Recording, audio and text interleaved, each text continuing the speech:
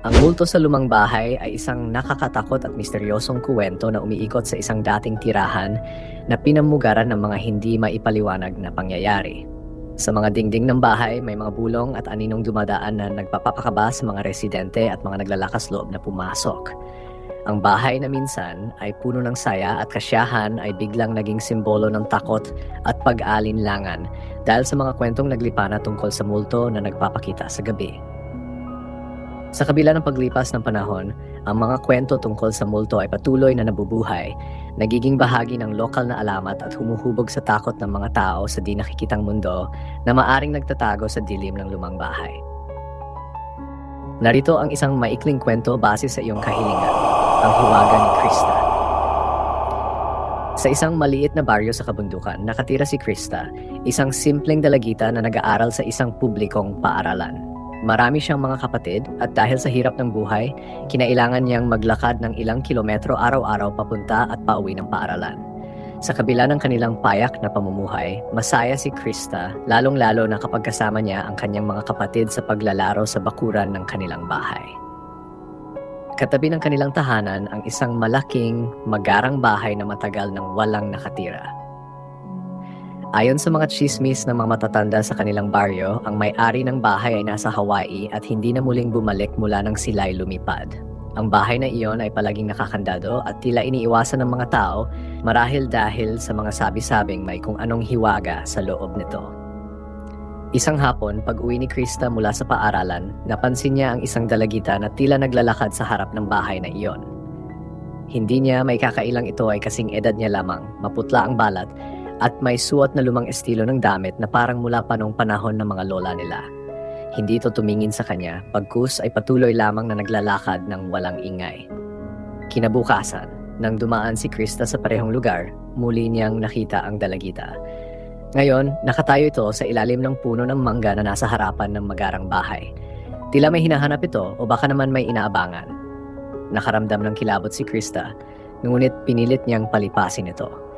Nang dumating siya sa kanilang bahay, agad niyang tinanong ang kanyang ina kung may alam ito tungkol sa batang dalagitang nakita niya. Ngunit nagtataka ang kanyang ina sa kanyang kuwento. "Anak, walang ibang batang babae dito maliban sa inyo ng mga kapatid mo," sabi ng kanyang ina habang nag-aayos ng kanilang hapunan. "Hindi ko siya kilala, Nay," tugon ni Krista, "pero 2 beses ko na siyang nakita. Nakasuot siya ng luma at maputlang damit." Nagkibit balikat lamang ang ina ni Krista at sinabing baka isa lamang itong panaginip o bunga ng kanyang pagod. Ngunit alam ni Krista na hindi iyon imahinasyon lamang. Mas malinaw pa kaysa sa tubig ang nakita niyang batang babae. Kinagabihan, hindi mapakali si Krista. Hindi siya mapalagay at patuloy na iniisip ang batang babae. Bawat tunog ng hangin sa labas ng kanilang bahay ay tila bumubulong ng mga salitang hindi niya maintindihan. May mga pagkakataong naisip niyang tumayo at lumabas, ngunit natatakot siya sa kung ano ang maaring madatnan. Kinabukasan, bago pumasok sa paaralan, muli niyang nakita ang dalagitang iyon. Ngayon, mas malapit ito sa kanilang bahay. Nakatitig ito sa kanya na parang may gustong iparating. Si Krista naman ay natulala, hindi alam kung lalapit o tatakbo. Pero bago pa siya makakilos, napansin niyang ngumiti ang dalagita. Ngunit hindi ito ang karaniwang ngiti. May kung anong kakaibang puwersa ang hatid ng ngiti na iyon na tila binabalot ng malamig na hangin ang buong paligid. "Gusto mo bang maglaro?" tanong ng dalagita na tila isang alingawngaw ang tinig na umalingawngaw sa kanyang isipan. Hindi malaman ni Krista kung bakit pero pumayag siya, marahil dahil sa takot, marahil dahil sa pag-usisa, ngunit sumama siya sa dalagita.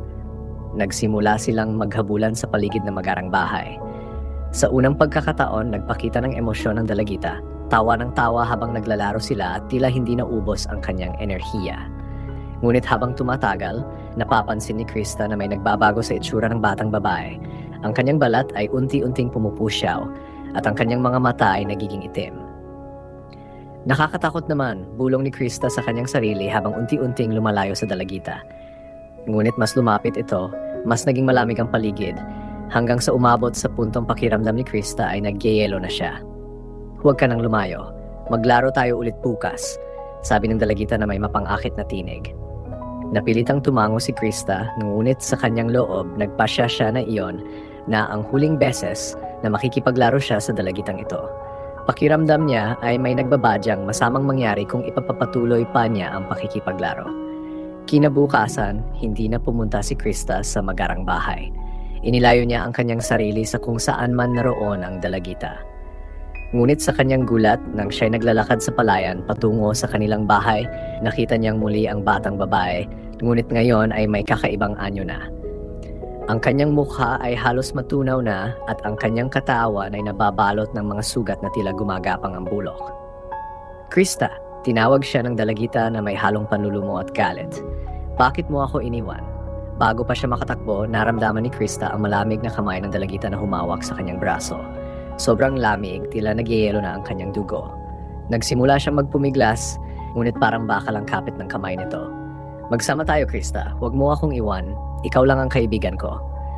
Bulong ng dalagita habang unti-unti siyang hinihila papunta sa madilim na bahagi ng palayan. Napahiyaw si Krista, nagsusumigaw at umaasa na may makarinig sa kanya. Tulungan niyo ako, ngunit wala ni isang kaluluwa ang lumapit. Wala siyang magawa kundi ang magmakaawa. Patawarin mo ako. Hindi ko alam. Biglang tumigil ang dalagita. Ang mga mata nitong itim ay tila bumalik sa dati nitong itsura, ngunit ngayon ay may luha ng dumadaloy mula rito. Nag-iisa ako, bulong nito bago unti-unting naglaho kasama ng malamig na hangin. Pagdating sa bahay, wala pa rin sa sarili si Krista.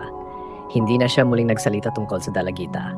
Ngunit mula noon, tuwing mag-isa siya sa gabi, nararamdaman niya ang presensya ng isang kaluluwa na tila nasa tabi lamang niya, nagbabantay, naghihintay ng panibagong pagkakataon na siya ay makasama muli. Sa mga sumunod na araw, pilit na tinanggal ni Krista sa kanyang isipan ang karanasan niya sa dalagitang multo. Ngunit kahit anong gawin niya, tila ba lagi itong sumusunod sa kanya. Hindi na siya mapakali tuwing gabi. Palagi siyang nagigising sa madaling araw dahil sa pakiramdam na may nakatingin sa kanya mula sa dilim ng kanilang kwarto. Subalit, hindi niya magawang ikuwento ito sa kanyang mga kapatid o sa kanyang ina. Baka isipin nilang siya ay nababaliw. Isang araw, matapos ang klase, nagdesisyon si Krista na dumaan sa ibang daan pauwi para maiwasan ang magarang bahay. Naglakad siya sa mas liblib na parte ng baryo, kung saan bihira ang mga tao at tahimik ang paligid. Ngunit habang siya'y naglalakad, naramdaman niyang may sumusunod sa kanya. Mabigat at malamig ang presensyang iyon, tila nagpapahiwatig ng nagbabadyang kapahamakan. Mabilis na bumilis ang tibok ng puso ni Krista. Hindi niya kayang lumingon. Natatakot siya na makita kung ano o sino ang nasa likod niya. Naramdaman niyang humigpit ang kanyang pagkakahawak sa kanyang bag habang pinipilit na bilisan ang kanyang mga hakbang. Ngunit kahit anong bilis ng kanyang lakad, parang hindi siya makalayo sa malamig na hangin na bumabalot sa kanya. Krista. Narinig niyang muli ang malamig at mapanglaw na tinig ng dalagitang multo. Tila ba mas malapit ito ngayon, halos sa kanyang likuran na. Hindi na niya kayang pigilan ang kanyang takot. Tumakbo siya ng mabilis, hindi na nag-aalala kung saan patungo, basta't makalayo lamang sa tinig na iyon. Ngunit sa kanyang pagtakbo, nadapa siya sa isang malaking ugat ng puno at napahandusay sa lupa. Ang kanyang mga palad ay nagaskasan at bahagya siyang nasaktan, ngunit mas matindi ang kanyang takot. Pilit niyang itinayo ang kanyang sarili, ngunit sa kanyang pagtayo, bigla siyang napahinto. Sa kanyang harapan, sa lilim ng puno, naroon ang dalagitang multo, mas malapit, mas malinaw kaysa dati. Ang itsura nito ay mas nakakatakot na ngayon. Ang mukha ng dalagita ay puno ng mga punit at sugat, at ang kanyang mga mata ay wala ng itim. Puro puti na lamang. Ang kanyang katawan ay tila pinagsamang laman at kalansay na parang pinagtangkaan ng kung anong puwersa ng kalikasan na ipagpatuloy ang pagbulok. Krista, hindi mo ako matatakasan. Sabi ng dalagitang multo na may halong lungkot at galit sa kanyang tinig. Napaatras si Krista, ngunit napansin niyang tila siya'y nakapako sa lupa. Hindi siya makagalaw, hindi siya makatakbo. Ano ba ang kailangan mo sa akin? Tanong niya na halos pabulong dahil sa sobrang takot. Nais kong makasama ka magpakailanman, sagot ng multo habang lumalapit pa sa kanya. Nararamdaman ni Krista ang panginginig ng kanyang buong katawan. Hindi ko kaya. Pakiusap, hayaan mo na akong lumayo. Wala nang ibang makatulong sa akin. Walang ibang makakita sa akin maliban sa iyo. Ikaw ang napili ko. Ikaw ang aking kaibigan, Krista. Ang boses ng dalagita ay naging mas marahan, halos nagmamakaawa. Ngunit bago pa makalapit ng husto ang multo, isang biglang hangin ang dumaan at pinutol ang tensyon ng sandaling iyon. Isang matandang babae ang lumitaw mula sa kagubatan, may hawak na lumang rosaryo na tila nagliliwanag sa kanyang mga kamay. Umuwi ka na, espiritu ng dilim. Hindi mo na dapat ipagpatuloy ang iyong paghahanap. Ang iyong oras ay tapos na, sigaw ng matanda, na may halong galit at awa sa kanyang tinig. Ang multo ay tumigil sa paglapit at tumingin sa matanda. May takot sa kanyang mga mata, ngunit hindi ito tuluyang nawala. Hindi ko siya bibitawan, hindi ko siya isusuko, sabi ng dalagitang multo habang lumalayo ng bahagya, tila naghahanap ng paraan para labanan ang kapangyarihan ng rosaryo. Ngunit ang matandang babae ay lumapit kay Krista at hinawakan ang kanyang kamay. Halika iha, kailangan na nating tapusin ito, sabi ng matanda na may kapanatagan. Magkasama silang lumakad papunta sa harap ng multo, habang ang matanda ay patuloy na binibigkas ang mga dasal sa rosaryo. Dahan-dahan, ang anyon ng dalagita ay nagsimulang maglaho, parang usok na unti-unting nawawala sa hangin. Ngunit bago ito tuluyang maglaho, narinig ni Krista ang huling bulong ng dalagitang multo. Patawarin mo ako, Krista, ayoko lang maging mag-isa.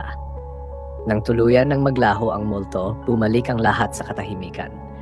Huminga ng malalim si Krista, hindi pa rin makapaniwala sa kanyang nasaksihan. Salamat po, Lola.